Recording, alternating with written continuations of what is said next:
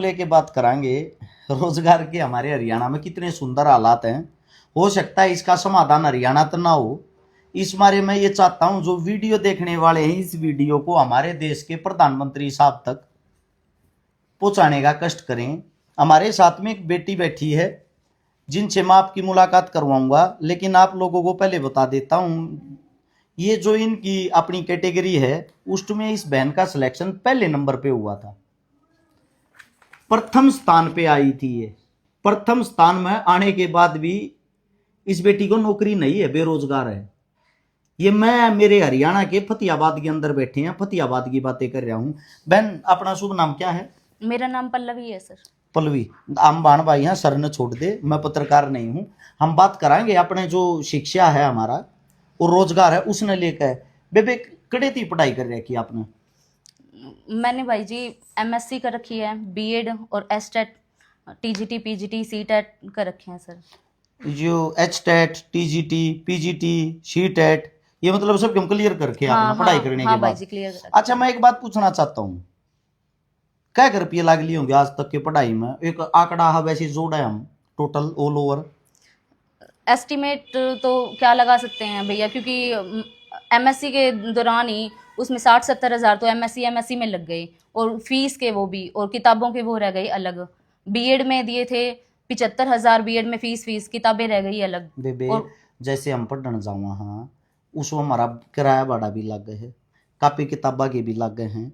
मतलब मंथली जो खर्चा है एक माता पिता को पढ़ाने में, मेरे हिसाब से आज के टाइम पे कॉलेज में जब जाना शुरू हो जाए है, जब की बात कर रहा हूँ मैं, मेरे हिसाब से 6 से 7 हजार रुपये का लग जाता होगा महीना। हाँ भाई जी, क्योंकि स्कूलों में फीस बहुत घनी महंगी हो रही है। हम तो न्यू सुनने में है प्राइवेट स्कूलों में तो एक बच्चे की 15-15 हजार रुपये फीस हो रही, छोटे छोटे बच्चे की। अच्छा, जब पढ़ाई इतनी महंगी हो रही, इतने रुपये आपके माता पिता ने आप खर्च कर दिए और आपको इस काबिल बना दिया बेटा आप पढ़ने के लायक हो और आप नौकरी के लिए तैयारी करो। नौकरी के लिए आपने तैयारी करी, उस तैयारी में आपने टीजीटी, पीजीटी, एच टेट और सी टेट ये सब चीजें आपने क्लियर कर दी। हाँ। ये क्लियर करने के बाद आपके भी सपने होंगे कुछ ना कुछ, तो सोचा तो होगा नौकरी सपना मिलेगी? तो ना शुरू से यही था कि 10वीं के बाद ही जैसे +1 की क्लासेस लगाई, टीचर इतने बढ़िया थे कि शुरू से लेक्चरर बनने का सपना था। और जल्दी शादी हो गई, हम 4 बहनें हैं, जल्दी 16 साल की उम्र में शादी हो गई। उसके बाद +2 मैंने उसके बाद किया, शादी के बाद। उसके बाद मैंने ग्रेजुएशन की भिवानी से। अब सास ससुर घर है नहीं, बच्चों को रखने वाला है नहीं, मेरे माता पिता ने मेरे बच्चों को संभाला, तब जाके मैं पढ़ाई कर पाई हूँ। भिवानी से फिर मुझे एमएससी करनी थी हिसार, फिर मैं अधिकतर मैं मायके में रही हूँ, क्योंकि ससुराल में कोई है ही नहीं बच्चों को रखने वाला। बेटी बचाओ बेटी पढ़ाओ एक नारा है दीवारों पे, काफी अच्छा लगता है जब दीवारों पे लगा वो लिखा दिखता है ना, उसको पढ़ते हैं बड़ा अच्छा लगता है। बाहर से कोई आए ना ये लगता है वाह भाई वाह हमारी सरकार कितनी अच्छी है, बेटियों को बचा भी रही है, बेटियों को पढ़ा भी रही है। लेकिन उसी को लेके बात करते हैं बाण, जब ब्याह होया, ब्याह होने के बाद आपके बच्चे हुए और बच्चों को सास ससुर मतलब है नहीं, इसका मतलब सास ससुर है ही नहीं, मतलब छोटे छोटे थे, ये एक्सपायर हो गए थे। मृत्यु हो गई थी। जो आपके हस्बैंड हैं वो क्या करते हैं? वो गुड़गांव कंपनी में जॉब करते थे, कंपनी में अब प्राइवेट उनकी भी जॉब चली गई सर। उनकी जॉब किस मारे चली गई? प्राइवेट कंपनी है वहाँ, तो प्राइवेट का यही तो दुख होता है, इतने साल जॉब की उसके बाद हटा दिया। क्या रुपये तनख्वाह लिया थे वो? लगभग 35,000 थी। 35,000 तनख्वाह लिया थे। अच्छा, जो आपके बच्चे हैं उनको संभालना, मतलब उसने माँ बाप, चलो आपके माँ बाप मैं तो ये कहूँगा उनके संस्कार अच्छे हैं, उन्होंने संभाल लिया। अगर माता पिता भी ये बात बोल देगा अपने बड़का नाप संभालो, हमारी जिम्मेदारी थोड़ी है अब। उसके बाद फिर तो पढ़ाई हो ही नहीं पाती। 10 महीने का बच्चा, मैंने दूध पीता बच्चा, दूध नहीं पिलाया बच्चों को, दोनों बच्चों को दूध नहीं पिलाया मैंने। 10 महीने का मैंने इधर छोड़ा था, मम्मी पापा ने दोनों ने मिलके संभाला है, तब जाके मेरी पढ़ाई पूरी हुई है। देखो बहुत मुश्किल से एमएससी मैंने हिसार से की, डेली अप डाउन किया करती थी फतेहाबाद से हिसार। उसके बाद फिर मुझे गुड़गांव जाना पड़ा, मतलब धक्के खा खा के बड़ी मुश्किल से पढ़ाई की है। एक लेक्चरर, एक सपना था वो पूरा करने के लिए, जो कि मतलब बहुत दुख होता है। 1.5 साल से हम धक्के खा रहे हैं। सीएम निवास पे हमारी इतनी बार एंट्री हो चुकी है, इतनी बार हम चले गए हैं। ये बेटी बचाओ बेटी पढ़ाओ सिर्फ दिखावे का है, सिर्फ बोलने का है, और सर बेटियां तो दुखी बैठी हैं। ये बातें स्टेप बाय करते चलेंगे। जैसे आपने कही भाई बच्चे जो हैं, बच्चे 10 महीने के बच्चे को आप छोड़ के जाती थी। देखो जिसको कामयाब होना है ना वो संघर्ष करता है। मेरा भी 4 महीने की मेरी बेटी थी, मेरी पत्नी उसको छोड़ के मेरे चुनाव में कैंपेनिंग करे आती, चुनाव लड़ रहे थे हम। तो लोग इन चीजों को पता क्या, लोग तो इन चीजों को एक मजे के तरीके से देखते हैं, कर रहे होंगे भाई, जरूरी अपने घर क्यों ना रहते। जो एक ऐसा दल है ना, वो आपको इन बातों पे पता क्या ये नहीं बोलेगा, आपके संघर्ष को सलाम नहीं करेगा, वो ये देखेगा भाई 10 महीने के बच्चों को छोड़ने की क्या जरूरत है। देहाती आदमी पता क्या बोलेगा, अपने बड़का ने क्यों नहीं संभालती, ब्याजी था दी अपना काम कर। ये लोगों की छोटी मानसिकता। लेकिन आपने उन चीजों से आगे बढ़ गए, आपने अपने परिवार को भी प्राथमिकता दी, अपने बच्चों को भी दी, लेकिन उसके बाद आपने जो संघर्ष किया, जो मेहनत करी, उस पर बात करांगे। उस मेहनत में आप लोगों ने, या कौन सी भर्ती है जिसके डॉक्यूमेंट हाथ में, जिसमें आप, ये पीजीटी की है, एचपीएससी पीजीटी 2024 में निकली थी, पीजीटी की अलग अलग सब्जेक्ट्स की वैकेंसी। एक बार देसी भाषा में ये बताओ, पीजीटी कौन से टीचर हो यार? पीजीटी 9th से लेके +2 तक के टीचर्स होते हैं, लेक्चरर जिन्हें बोला जाता है, 9वीं 10वीं 11वीं 12वीं ना पढ़ाने वाले। हाँ, कौन सा सब्जेक्ट था अपना? मैथ सब्जेक्ट था। मैथ का मेरे हिसाब से तो सबसे मुश्किल होता है। हाँ जी। मैथ के सब्जेक्ट की पल्लवी रानी जी हमारी बहन हमारे पास में बैठी है। कौन सी उसमें आते हो आप कास्ट में? BCA। पहली बात तो ये जर्नल नहीं है, कुछ लोगों को ये मिर्ची होती है भाई, अगर जर्नल परेशान है। आप लोगों को बता देता हूं, परेशान सब हैं, बस अपनी परेशानी कोई दिखाना नहीं चाहता। सरकार का सामना करने की सबकी हिम्मत नहीं होती। अब ये बेटी है, ये एक घर की बेटी है, तो एक परिवार की पत्नी भी है, दो इज्जत इस बेटी के हाथ में है। अब अगर ये बेटी सरकार के खिलाफ धरने निकाले, मोर्चे निकाले, और इन बेटियां पर सरकार मुकदमा दर्ज कर दे, दोनों परिवार की तो हिम्मत टूटती है और दोनों परिवारों की तरफ से कोसा जाता है, तुझे क्या जल्दी थी, तू धरने में क्यों शामिल हुई। लेकिन एक बात बताओ, एक बेटी माता पिता ने पढ़ा दी, इसके परिवार ने संभाल दी, उसके बाद भी अगर वो धक्के खा रही है ये रैंक होते हुए, अब आपको निकालने का कारण क्या है बहन? आप सेलेक्ट हो गए, आपको मैं देखने लग रहा हूं 150 में 129 नंबर, 150 में 129 नंबर आ रहे हैं आपका। मेरे हिसाब से बहुत ज्यादा नंबर होते हैं। 129 नंबर आने के बाद, आपकी फर्स्ट रैंक आने के बाद भी आपका सिलेक्शन क्यों नहीं हुआ? मुझे तो ये लग रहा है कि जाति के कारण नहीं हुआ, सिर्फ जाति के कारण, सिर्फ और सिर्फ जाति के। क्या मैंने फॉर्म भरा सिर्फ कैटेगरी से, BCA कैटेगरी से, इसके अलावा। एक छोटी छोटी बात है, कौन सी जाति आपकी? BCA में आते हैं सर, सुथार हैं। अच्छा, खातियों के अंदर से आती है मेरी बहन, जांगड़ा है। अच्छा, मैं ये बोल रहा हूं, अगर एक मुद्दा और भी आता ना, यहाँ हर जगह आप रोडों पे देखोगे लोग चिल्लाते हिंदू हिंदू हिंदू, कि जांगड़ा भी तो हिंदुओं में आते होंगे। हाँ जी। फिर ये जो डॉक्यूमेंट है, पेपर, नौकरी है, इनमें हिंदू दिखाई क्यों नहीं देते? सोचने का विषय ये है। ये बहन ने एक जवाब दिया है जो बड़ा गहरा जवाब है, कि मेरी जाति के कारण मैं बाहर निकाल ली गई। सबसे बड़ा विषय इसका कारण क्या बहन? जाति के कारण क्यों बाहर निकाले गए? मतलब क्योंकि RSS के, मुझे लगता है कि RSS के बैठे हैं ऊपर, ब्राह्मण वगैरह बैठे हैं, तो जनरल वाले जो हैं वो जनरल वालों को ही सिलेक्ट कर रहे हैं। और जो HPSC के चेयरमैन है आलोक वर्मा, वो बिहार से लाए गए हैं, वो खुद हरियाणा से नहीं है, और वो हरियाणा के बच्चों को लगाना ही नहीं चाहते हैं। बहन का कहना ये है, अगर RSS वाले ने हर चीज पे कब्जा कर लिया है, उन चीजों को एक अपना प्राइवेट ट्रस्ट बना दिया है, जी करे उसको लगा लिया, जी करे उसको हटा दिया। लेकिन बहन का कहना ये, जनरल कैटेगरी वालों ने कब्जा कर लिया है। अब आपको बता देता हूं, मैं स्वयं जनरल कैटेगरी का हूं बहन, हमारे हालत आपसे भी बुरे हैं, हमारे भी हालत सेम ऐसे ही हैं। किसी जाति ने कब्जा नहीं किया है, कब्जा उन आदमियों ने कर लिया है जो सरकार के पीठू हैं, वो किसी भी जाति के हो सकते हैं। अच्छा, उससे दूसरी जो चीज है, सबसे मेन चीज है, जिक्र होया आलोक वर्मा जी। आलोक वर्मा ना बहन? आलोक वर्मा, ये एक बिहार का है, किस पोस्ट पे है ये? चेयरमैन है, HPSC चेयरमैन। HPSC कौन सी? जिनके बाहर धरना चल रहा है, पंचकूला, जो बच्चे धरना कर रहे हैं। आलोक वर्मा जी जो हैं बहन, तो चलो बहन के मुंह से नहीं, मैं अपने मुंह से मैं कहता हूं, उनकी ताकत इतनी है, हमारे जो CM साहब है नायब सिंह सैनी, उनके फोन दे कैसे रख देता, फोन तक नहीं उठाता। बिहार का एक चेयरमैन हरियाणा में आके हरियाणा की बागडोर को संभालता है, हमारे CM के फोन तक नहीं उठाता वो इंसान। सबसे गहरा सोचने का विषय, जितनी भी बड़ी वैकेंसियां हैं, जितने कॉलेज हैं, जितनी यूनिवर्सिटी हैं, उन सब के ऊपर कब्जा इस वक्त RSS के मुख्य आदमियों का हो चुका है, जिनको किसी जाति, किसी धर्म से कोई लेना देना नहीं है। उनकी बागडोर सरकार के हाथ में है। सरकार जैसे चलाना चाहती उन लोगों को वैसे चला रही है। ये दुख आप लोगों को बार बार हम बोलते थे, तो इन लोगों को पता बेबे लग गया था आ काम है। जैसे कि मैं जिस कैटेगरी से आता हूं, जर्नल कैटेगरी से, ये सोचते थे अगर जर्नल कैटेगरी का सीएम को ना मारे या बात चुप है, हम इस मारे बार बार आवाज उठावा है। बात यह है हम आवाज उस चीज की उठाते हैं जो सत्यता है। इस बहन को किसी पार्टी किसी सरकार से क्या लेना देना? इस बहन को एक चीज से लेना देना है, इसने पढ़ाई की है, इसने शिक्षा प्राप्त की है। उस शिक्षा प्राप्त करने के बाद यह गुड़िया पहले नंबर पा रही है, और या न्यू कहने लग रही मैं पहले पा रही हूं, मैं हर चीज में सेलेक्ट हो चुकी हूं, तो मेरे को मेरा हक दिया जाए।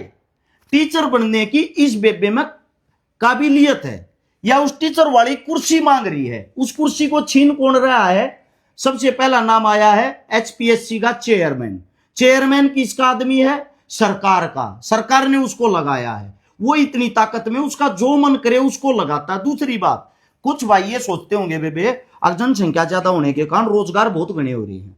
रोजगारों की अगर बात करें, पहली वीडियो में भी आंकड़ा बताता 15,500 वैकेंसियां इस वक्त सरकारी टीचरों की जरूरत है, खाली हैं वे कुर्सियां। खाली होने के बाद भी पहले नंबर पर आने वाली ऐसी ऐसी बेटियां अपने घर पे बैठी हैं, और दीवारों पे लिखा हुआ होता है बेटी बचाओ बेटी पढ़ाओ। बेटी हम बचा रहे हैं, बेटियों को संभाल भी रहे हैं, बेटियों को पढ़ा भी रहे हैं, लेकिन बचाने के बाद पढ़ाने के बाद भी इनकी ये हत्या हो रही है। अच्छा बेबी एक बात बताइए, तेरे जो बालक है, क्या बालक है? 2 हैं। 2 बालक है। बर्थडे करके जिस हिसाब में जब नौकरी नहीं मिल ली, तने इतने रुपये खराब कर लिए, इतना सब कुछ खराब कर लिया, आगे चल के क्या तू अपने बड़का न पढ़ाओगी? मैं अभी नहीं पढ़ा रही सर, वो छोटे वाला है, घर मतलब घर पे उसको बिल्कुल पढ़ा ही नहीं रही मैं क्या पढ़ाऊं, जब यही पता है मुझे कि मैं खुद मैंने पढ़ के क्या कर लिया।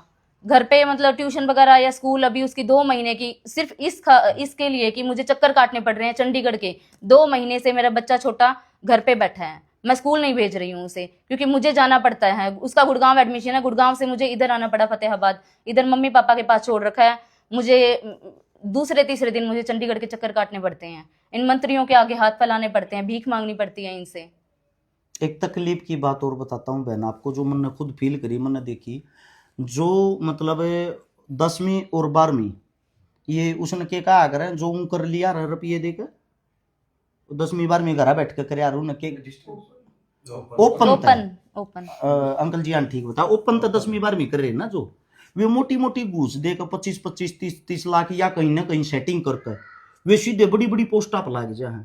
12वीं करे उड़ बालक, वे आपने अच्छी पोस्टा पर ला कर और वे इसी बहाना ने फिर ज्ञान देते पावे हैं।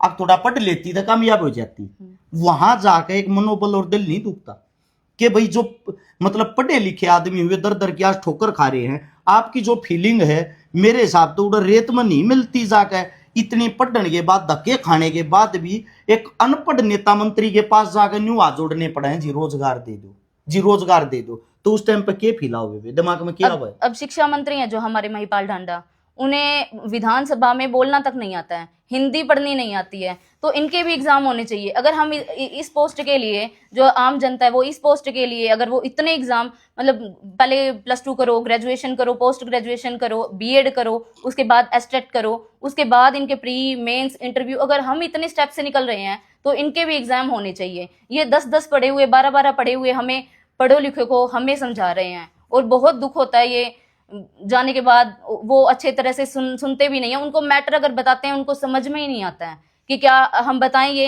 भाई हमें क्यों बाहर निकाला गया, उन्हें समझ में ही नहीं आ रहा, तो वो क्या समझेंगे। अच्छा बेबे एक बात और बता, जाति के कारण जैसे बाहर निकाला गया उसका रीजन के मतलब जाति सर्टिफिकेट नहीं था? जाति का सर्टिफिकेट पिछली बार 3-4 महीने पहले जब भर्ती हुई है, सेम 3 इंटरव्यू के टाइम पे इन्होंने लिए हैं, तो अब क्या हो गया, इलेक्शन के बाद इन्होंने जस्ट कैंसिल कर दिए लेने, इलेक्शन से पहले इन्होंने ले रहे थे ये।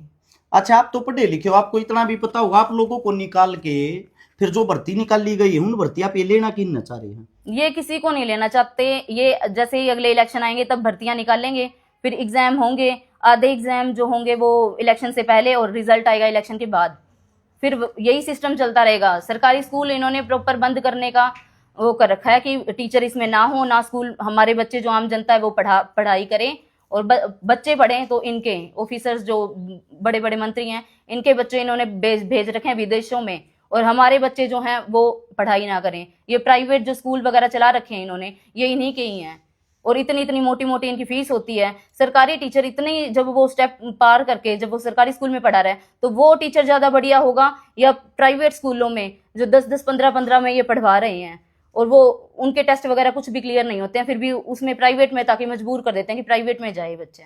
पहले तो मैं मेरी बहन को सैल्यूट करना चाहूंगा। मेरी बहन ने देश के लिए आंखें खोलने वाली बातें कही हैं 2-4। सरकारी जो टीचर होता है, सरकारी टीचर यहाँ फर्स्ट रैंक आने के बाद भी धक्के खा के नौकरी मिलती है, और उन सरकारी स्कूलों को, कॉलेजों को, यूनिवर्सिटियों को बंद किया जा रहा है। जो चल रहे हैं उनके ऊपर उसी आरएसएस वालों का कब्जा है, उनके भारी भारी आदमी बैठाए जा रहे हैं जो सरकार की कठपुतली बन के कार्य करते हैं। उससे दूसरा जो मेन बात है, समझने योग्य बात है, अभी मैंने देखा बहन, हमारे शिक्षा मंत्री साहब जिनका आपने नाम लिया, महिपाल डांडा जी, एक प्राइवेट हॉस्पिटल का उद्घाटन करने जा रहे थे। यानी कि इसका मतलब ये हो गया, क्या हमारा हरियाणा इसका बिल नहीं है, हमारी सरकार इसका बिल नहीं है कि सरकारी हॉस्पिटलों के उद्घाटन हम करके प्राइवेट हॉस्पिटलों को बंद करें? सरकारी स्कूलों को बंद करके प्राइवेट स्कूलों का उद्घाटन कर रहे हैं हमारे नेता मंत्री। ये धिक्कार है हमें इस चीज पे। दूसरी चीज, शिक्षा मंत्री साहब, जो हमारे शिक्षा मंत्री साहब, अगर आप तक यह वीडियो नहीं पहुंची हो, मैं जनता को कहना चाहूंगा शेयर करके शिक्षा मंत्री जी तक पहुंचा देना। ये वो गुड़िया है जिसने पहले नंबर की रैंक ली और अपने घर पे बैठी है। सारी चीजें होने के बाद, टेस्ट परी जो कुछ भी होते हैं, इंटरव्यू वगैरह, सिलेक्शन होने के बाद, सिलेक्शन लिस्ट लगने के बाद ये बेटियां घर पे बैठी हैं। ये बेटियां बचाई जा रही, ये बेटियां पढ़ाई जा रही हैं। बात थी शिक्षा को लेके। आने वाली जो पीढ़ियां हैं उनको मैं बताना चाहता हूं, भाई अगर आप लोग अपने घरों में बैठे रहे, हकीकत के लिए अपनी आवाज बुलंद नहीं की, अगला नंबर आपका भी हो सकता है। जो आप सरकार में बैठ के मलाई चाट रहे हैं, ये सोच रहे हैं हमारे बच्चे कामयाब हो जाएंगे, लात लगते देरी नहीं लगती। सरकार ना किसी जाति की होती, ना किसी धर्म की होती, ना किसी मजहब की होती, सरकार होती मौके की। सरकार को चाहिए बेनिफिट। और सबसे बड़ी मुद्दे की बात जो इस गुड़िया ने कही है, इस बात की आप दिमाग में डाल लेना, सरकार क्या करेगी, इनको लटका के रख देगी, ये कोर्ट में जाके केस करेंगे, वो केस चलता रहेगा, वो केस चलते चलते 2029 के चुनाव तक पहुंच जाएगा। जैसे ही चुनाव आओगा उससे टाइम में हमारे सीएम साहब घोषणा करेंगे उन बच्चों को ले लिया गया है। और आप लोगों का पता क्या जवाब होगा? तालियां बजाओगे आप लोग, और तालियां बजाकर उस सरकार का स्वागत करोगे। वह सरकार फिर आ जाएगी, फिर आकर 5 साल आपको फिर लटकाएगी। बात यहां सिर्फ सरकार की नहीं, बात हो रही है शिक्षा की, रोजगार की। मेरा कहना यह है, इस आवाज को आप लोग बुलंद करो। HPSC पंचकुला के बाहर शिक्षा को लेके ही, नौकरियों को लेके, रोजगार को लेके बच्चे बैठे हैं, प्रोटेस्ट कर रहे हैं। उन बच्चों का मनोबल बढ़ाओ। मैं आप लोगों को बताता हूं, हरियाणा नहीं हिंदुस्तान की तस्वीर तभी सुधर सकती है हर वर्ग में पढ़ा लिखा आदमी, ये पोजीशन वाला आदमी, इस बेटी जैसे बच्चे आगे बढ़ेंगे तभी देश कामयाबी की तरफ बढ़ेगा। आप लोगों को बता देता हूं, अनपढ़ आदमियों ने इस देश के ऊपर, राजनीति के ऊपर, सिस्टम के ऊपर कब्जा कर लिया है। जब तक आप उस कब्जे से बहाल नहीं होगे, धर्म जाति मजहब को छोड़ के उससे आजाद नहीं होगे, आप लोगों का कोई भविष्य नहीं होगा। और आखिरी बात, HPSC जो धरना है पंचकुला में, HPSC के बाहर पंचकुला में धरना चल रहा है, वो जो धरना बच्चे कर रहे हैं, ये ना सोचा भाई उसको खाली HPSC वाले बच्चे कर रहे हैं। वो शिक्षा को लेके कर रहे हैं, वो रोजगार को लेके कर रहे हैं, वो हर एक वर्ग के बच्चों के लिए कर रहे हैं। भाई आप इस बात को समझो। दूसरी चीज, मेन चीज, अगर कोई भाई धरने पे नहीं जा सकता, स्टूडेंट ये डरता है कि मैं आवाज उठाऊंगा मेरी जेल हो जाएगी, मेरे पे मुकदमा लग जाएगा, उन लोगों को एक ही बात कहना चाहता हूं, आपके घर हम आएंगे, आपकी वीडियो हम बनाएंगे, आपकी जो मजबूरियां सरकार तक हम पहुंचाएंगे। लेकिन एक विनती आप करना, आप अपने घर पे बैठ के ऐसी ऐसी वीडियो को सभी जगह क्षेत्र में शेयर करके कम से कम सरकार को सोशल मीडिया पे तो ये दिखा दो आप लोगों के अंदर एक ताकत है। आज के टाइम पे सच्चाई के लिए कोई नहीं बोलता। और आप लोगों को बता देता हूं, शिक्षा से बड़ा जो शिक्षा होती है उससे बड़ा कुछ भी नहीं होता। शिक्षित इंसान ही आगे बढ़ेगा तभी देश का भला होगा। इतना ही आप लोगों से कहना था। इस वीडियो को शेयर करके हमारी इतनी मदद जरूर कर देना, हमारे देश के प्रधानमंत्री, मुख्यमंत्री साहब तक जरूर पहुंचाना। सभी साथियों का धन्यवाद। जय हिंद।